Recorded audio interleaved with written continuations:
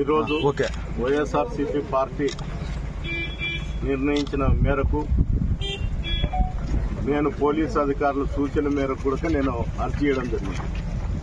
అందరూ నియోజకవర్గం హెడ్ క్వార్టర్లో చేయాలని ఉంటే అక్కడ అధికారులు ఎక్కడన్నా కానీ తాడిపిత్తులు కాకుండా ఎక్కడన్నా కానీ చేయండి అని చెప్తే ఒబే చేసి నేను యాడికి మండలం పెట్టుకుంటే ఈరోజు దానికి కూడా పోనీకోకుండా చేయడం జరుగుతుంది.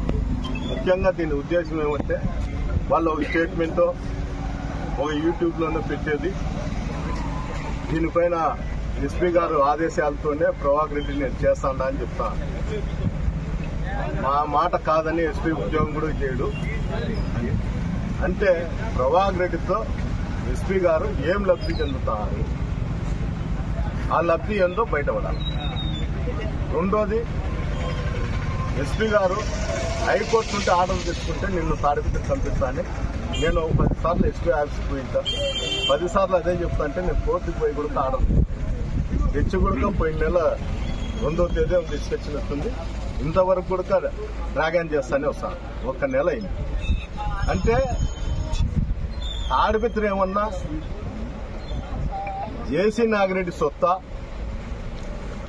దానితో ఇమిడిపడినటువంటి ఎస్పీ గారి సొత్తు నాకు అర్థం కాదు. ఏమన్నంటే ల్యాండ్ ఆర్డర్ ప్రాబ్లం అంట. ల్యాండ్ ఆర్డర్ ప్రాబ్లం అన్నప్పుడు అధికారులు ఏం చేస్తారు? అధికారులు దానిపైన స్పందించాల్సిన పరిస్థితి ఉందా లేదా?